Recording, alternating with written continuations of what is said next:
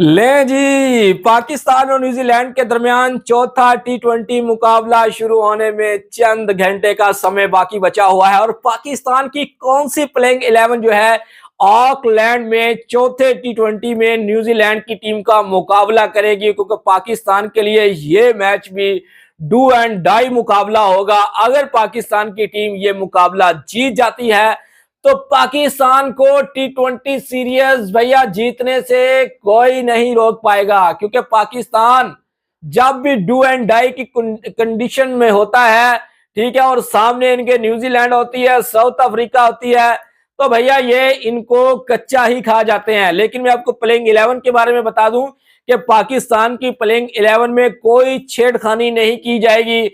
जो तीसरे टी20 मुकाबले में खेली थी वही सेम प्लेइंग 11 जो है वो आपको चौथे टी20 मुकाबले में भी खेलती हुई नजर आएगी। हाँ, हो सकता है 100 में से 30% जो चांसेस हैं वो सफियान मुकीम के बन रहे हैं कि इब्रार अहमद को बेंच पे बिठा के सफियान मुकीम को टीम का हिस्सा बनाया जा सकता है, क्योंकि ऑकलैंड का जो विकेट है वो भी स्पिनर्स के लिए इतना अच्छा नजर नहीं आता। जहां तक बात रही सफियान मुकीम की, तो सफियान मुकीम थोड़ा तेज बॉल मारते हैं, तो उनको वहां पर एडवांटेज हो सकता है। अदरवाइज अगर पाकिस्तान की प्लेइंग की बात 11 की बात करें तो भैया कोई चेंजिंग हमें देखने को नहीं मिलेगी।